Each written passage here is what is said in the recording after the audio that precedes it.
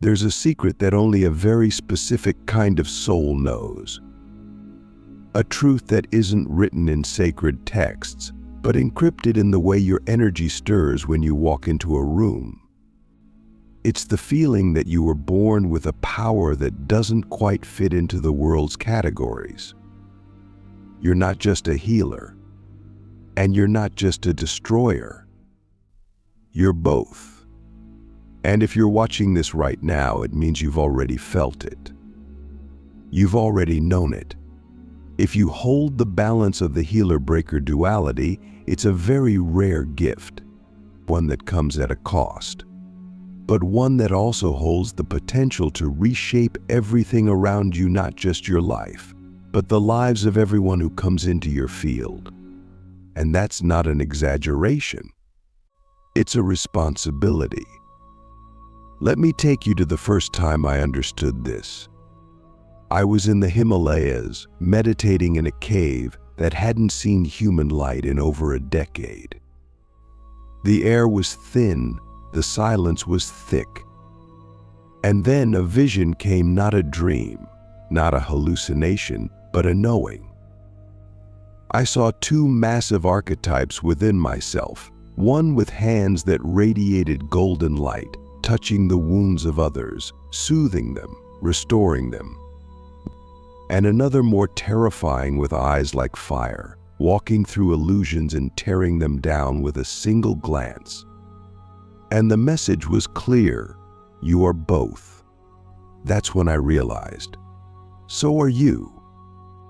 You've probably always felt uncomfortable being boxed into one role. You're not just the empath, the listener, the gentle guide. But you're also not just the warrior, the rebel, the one who breaks systems. You're both. And that duality inside you is not confusion. It's capacity. The healer breaker is a rare archetype. Because we don't just soothe pain, we expose the deeper source of it.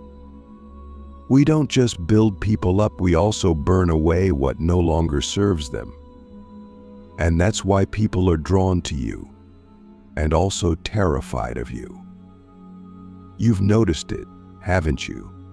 People open up to you instantly. They tell you secrets they've never told anyone. They feel safe in your presence, but then suddenly they disappear, or they lash out, or they say you're too intense. I don't know why, but something about you scares me.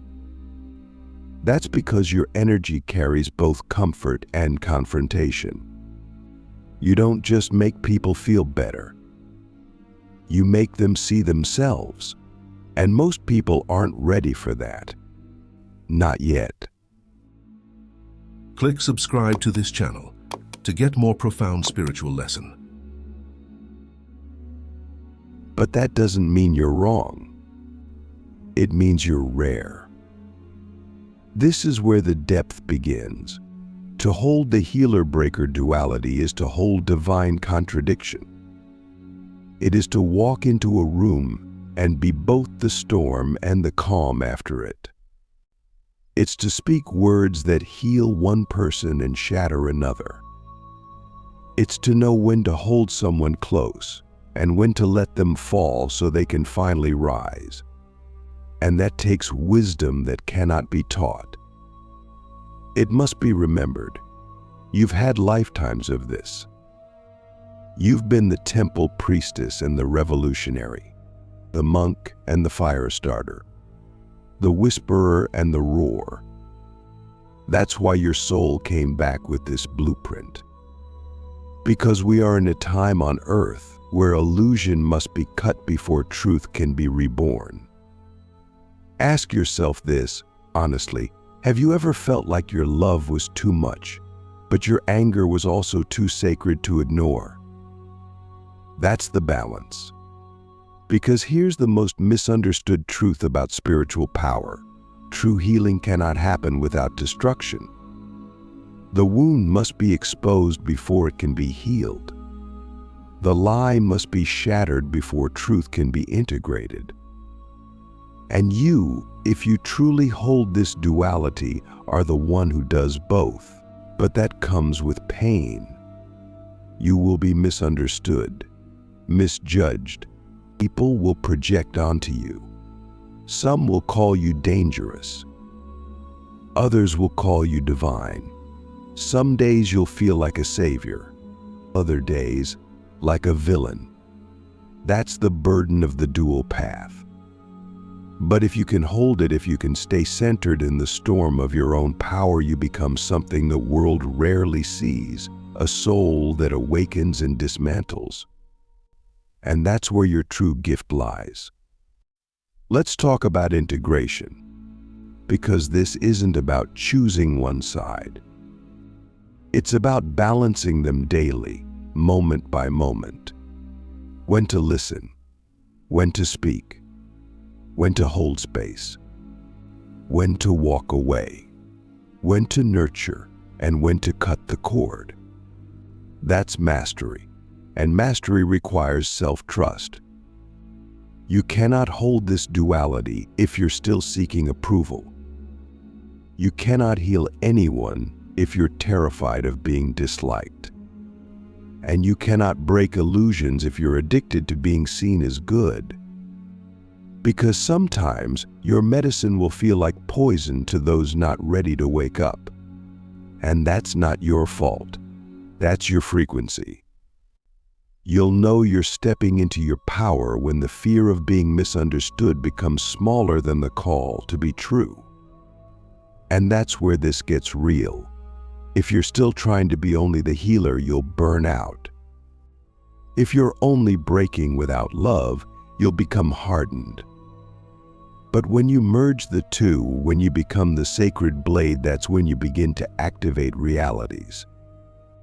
You don't just help people, you initiate them. So you must ask yourself, are you ready to stop choosing sides and start embodying your whole self? Because when you do, your presence alone becomes alchemical. You speak and people shift. You walk away and people awaken. You cry and the earth listens. You laugh and timelines bend. That's not ego, that's energy. That's the rare frequency of someone who has integrated their dual nature. Let me give you something practical. The next time you're in a situation where your healer wants to step in, but your breaker sees the lie, pause. Breathe. Don't react. Ask what serves the highest truth in this moment. Then act from that space. Not from guilt. Not from fear. From alignment. And when you do that over and over, that's when your frequency sharpens. That's when you stop leaking energy trying to be what people want. You become what they need, even if they don't know it yet. And yes, some will walk away. Let them. They're not rejecting you.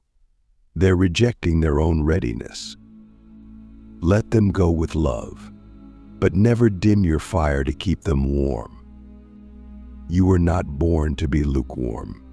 You are the sacred paradox, flame and balm. You are not here to be chosen. You are here to choose yourself. So I ask you now, what would your life look like if you stopped trying to be just one thing and started owning your totality? What kind of power could rise in you if you stopped apologizing for being both healer and breaker? This isn't just about helping others. It's about becoming whole. And the world doesn't need more helpers. It needs initiators. And that is exactly what you are. There's a moment, often subtle but unmistakable, when someone walks into a room and without saying a word, the energy shifts. The air thickens, eyes turn, time stretches. That moment isn't about charisma. It's not about confidence. It's about presence. And if you hold the balance of the healer-breaker duality, You carry that kind of presence whether you realize it or not. Let's get one thing straight. This isn't about ego. It's about effect. When you walk through life with your inner opposites integrated, when your healer and your breaker are not at war, but in harmony, you become a catalyst. You don't just change people, you initiate them. And the difference is massive. Changing people is temporary. It's superficial. It's often about behavior. But initiation shakes someone at the core. It rips open their illusions. It forces them to meet parts of themselves they've buried for lifetimes. And that kind of shift, it's not always gentle, but it's always true.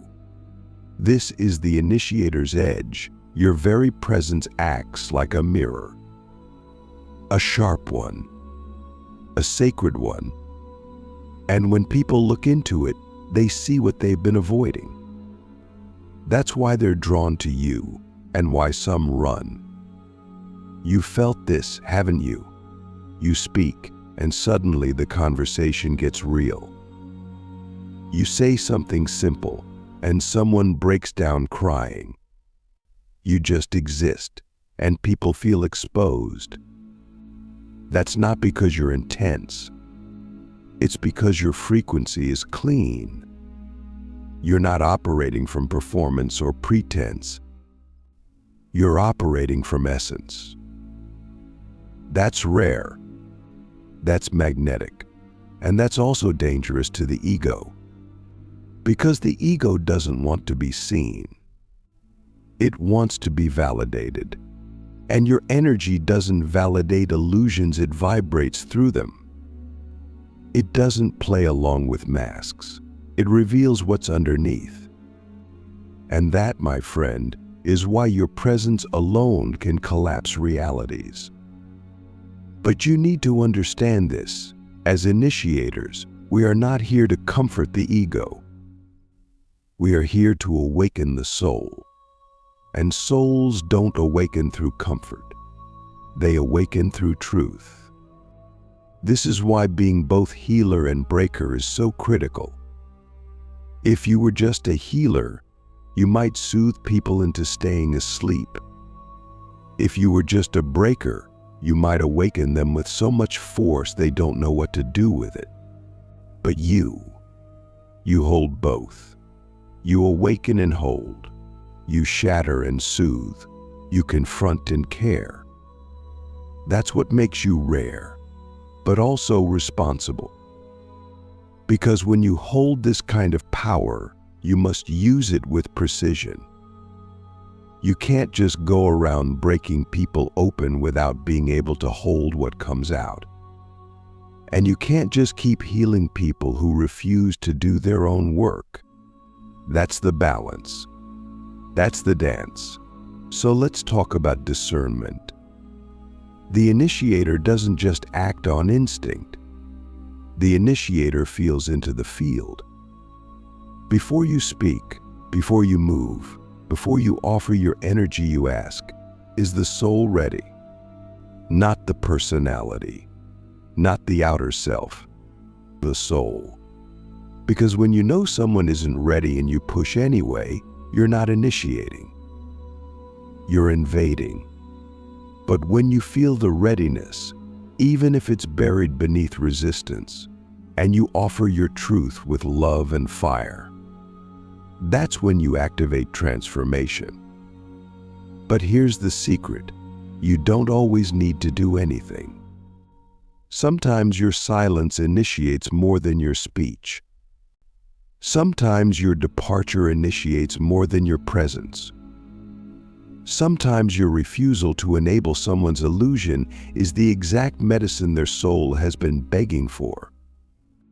So I ask you, can you trust your presence enough to know that just being in your truth is more powerful than any performance? Because that's the edge, the razor-thin line between doing and being. The initiator doesn't try to change, they simply are. and their beingness becomes the field of transformation. Let me give you a story. There was a woman in one of my retreats, a therapist, deeply respected, deeply trained. But for years, she'd been feeling numb. Her gifts felt dull. Her sessions felt scripted. She came to me not for knowledge, but for activation. And I didn't give her anything. No technique. No deep dive into her past.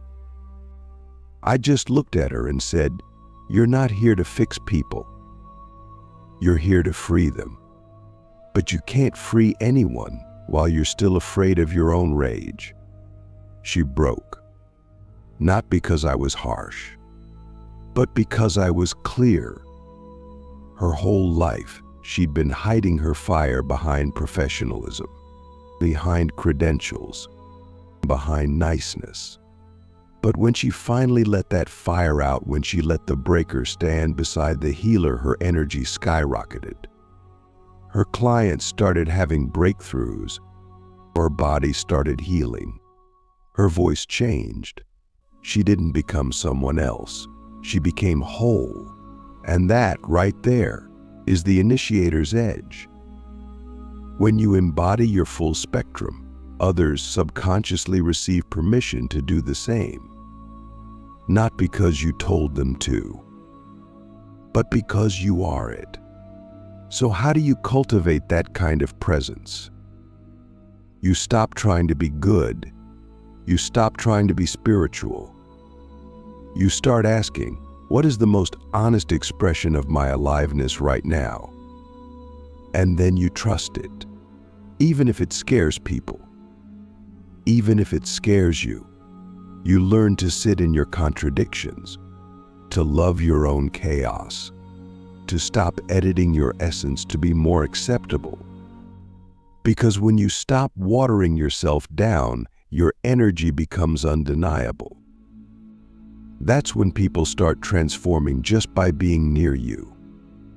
That's when you walk into a room and timelines shift. That's when people say, "I don't know what it is about you, but something changed." That's the work. Not to be liked, but to be true. Not to be followed, but to be felt. And that feeling? It's the doorway to the soul. You are the doorway, and the more you accept that, the more powerful your presence becomes. So I'll ask you again, are you ready to stop trying to change people and start being the presence that makes change inevitable? Because that's what you are, a living initiation, and the world is ready for you. There's a reason storms are sacred in every ancient culture. Not because they are gentle, but because they are necessary. The rain cleanses. The lightning breaks. The thunder awakens what silence cannot. And when you hold the healer-breaker duality, you must understand this: you are the storm. Not a storm of chaos, a storm of clarity. But here's where most people get lost. They try to choose. They try to suppress one side to be accepted by the other. They try to heal without breaking. Or they break everything without knowing how to hold what's left. And that imbalance? It's dangerous not just to others, but to you. So today we talk about mastery.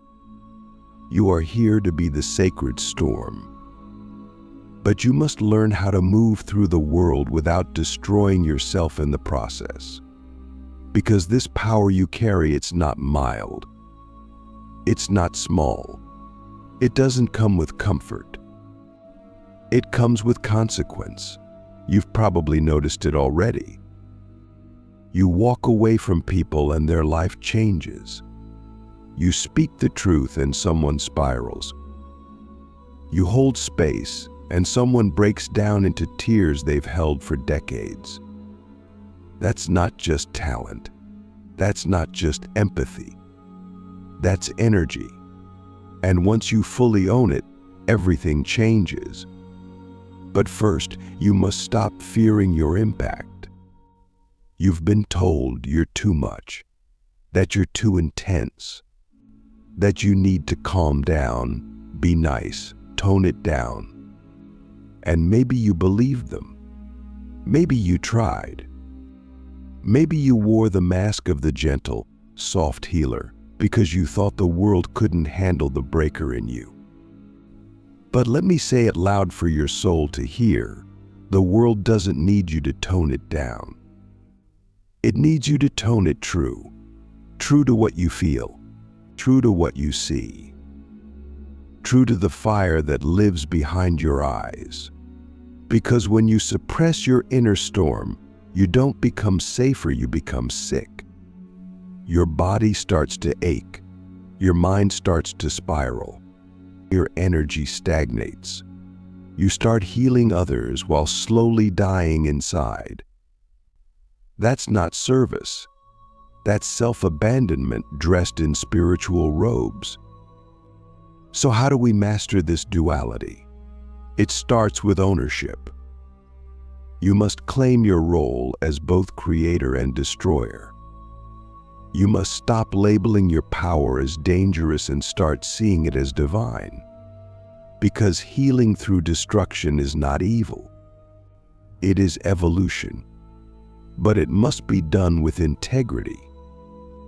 And that means understanding the difference between reaction and revelation. When you're reactive, your breaker becomes a weapon. You lash out. You burn bridges unconsciously. That's not mastery. That's projection. But when you're rooted, when you're centered, your breaker becomes a blade of light. It cuts, yes, but it cuts with purpose. So ask yourself, are you reacting from your wounds or revealing what's no longer aligned? Because that question will save your soul. Here's what you need to know. True healers don't just comfort the wounded. They also confront the wound. And that confrontation, that's the breaker's job. But it must be in service to wholeness. You don't break for the sake of chaos. You break because sometimes destruction is the only way to rebuild something sacred. And when you know how to do that, you become unstoppable, not overpowering, unshakable. That's the difference.